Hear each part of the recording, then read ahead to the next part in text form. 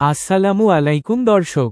মধ্যপ্রাচ্যের আকাশে আবারও ভয়ঙ্কর উত্তেজনার কালো মেঘে বিশ্ব অর্থনীতিতে চরম মূল্যস্ফীতির দিকে দ্রুত অগ্রসর হতে পারে। কারণ বিশ্বজুড়ে আলোচনার কেন্দ্রবিন্দু এখন ইরানের তেল স্থাপনা। বিশেষজ্ঞরা বলছেন, যদি এই গুরুত্বপূর্ণ জ্বালানি কেন্দ্রগুলো ক্ষতিগ্রস্ত হয়, তাহলে শুধু একটি দেশ নয়, পুরো বিশ্বের অর্থনীতি এর প্রভাব অনুভব করবে। ইরান বিশ্বের অন্যতম বড় তেল উৎপাদনকারী দেশ। দেশটির বিশাল তেল রিজার্ভ শুধু তার অর্থনীতির শক্তি নয়, বরং আন্তর্জাতিক জ্বালানি বাজারের একটি গুরুত্বপূর্ণ অংশ। এই কারণে যে কোনো ধরনের অগ্নিকাণ্ড বা হামলার খবর বিশ্বজুড়ে উদ্বেগ তৈরি করে। ইরানের তেল শোধনাগারে বিমান হামলা চালিয়েছে ইসরায়েল।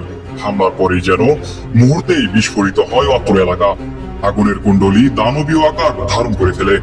এ ঘটনার পর ইরানের শীর্ষ নেতারা জানিয়েছে, ইসরায়েল লক্ষ্য করে ইরানের তেল শোধনাগারে হামলা চালাচ্ছে, যাতে করে ইরান তেল শূন্যতায় পড়ে। কিন্তু ইরানের বিকল্প রাস্তা অনেক আগেই তৈরি করে রেখেছে বলে জানা গেছে। আমেরিকা ও ইসরায়েল ইরানের রিজার্ভ তেলের ট্যাঙ্কে আগুন ধরিয়ে শুধু ইরানকে নয়, সারা পৃথিবীতে ক্ষতিগ্রস্ত করেছে। কারণ ইরানের এই তেল সম্পদ ইউরোপ সহ সারা বিশ্বের দেশের অব্যাহত উৎপাদনকে টিকিয়ে রেখেছে। জনগণের জীবনযাত্রার মান উন্নয়নে প্রাণের সঞ্চার অস্বীকার করাই আদর্শগত কোন যুক্তি নেই। এই হামলা এয়ার স্ট্রাইক করে ইরাদের 5টি ডিপিতে আগুন লেগেছে। তেহরানের আকাশ ঘন কালো মেঘে ছেয়ে গেছে পুরো আকাশ। ইরানের পররাষ্ট্রমন্ত্রী আব্বাস আরাগচি বলেছেন, অপারেশন এপিক মিস্টেক শুরুর 9 দিনের মধ্যেই বিশ্ববাজারে তেলের দাম দ্বিগুণ হয়েছে এবং অন্যান্য পণ্য ও জিনিসপত্রের দাম দ্রুত বেড়ে চলতে তিনি দাবি করেন, যুক্তরাষ্ট্র ইরানের পরমাণু ও তেল স্থাপনাগুলোর বিরুদ্ধে ষড়যন্ত্র করছে, যাতে বড় ধরনের বৈশ্বিক মুদ্রাস্ফীতির ধাক্কা নিয়ন্ত্রণে রাখা যায়। তবে তার ভাষ্য অনুযায়ী ইরান এই পরিস্থিতির জন্য সম্পূর্ণভাবে প্রস্তুত রয়েছে এবং তাদের পক্ষ থেকেও অনেক চমকপ্রদ প্রস্তুত আছে।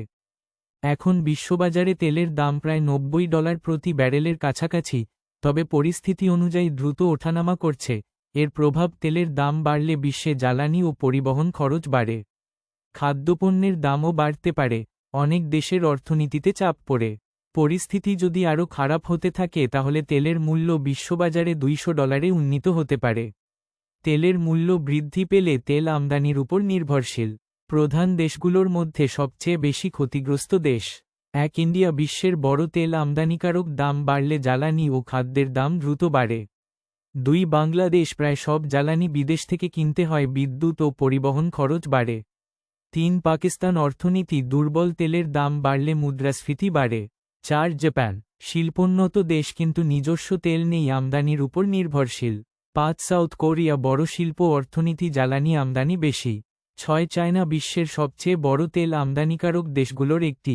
ইরানের এই তেল শোধনাগারে হামলার ফলে বিশ্ব অর্থনীতির যে ক্ষতি হয়েছে, তার জন্য দায়ী আমেরিকা ও ইসরায়েলের যুদ্ধনীতি। দর্শক, আপনি একমত হলে মন্তব্য করুন, শেয়ার করুন।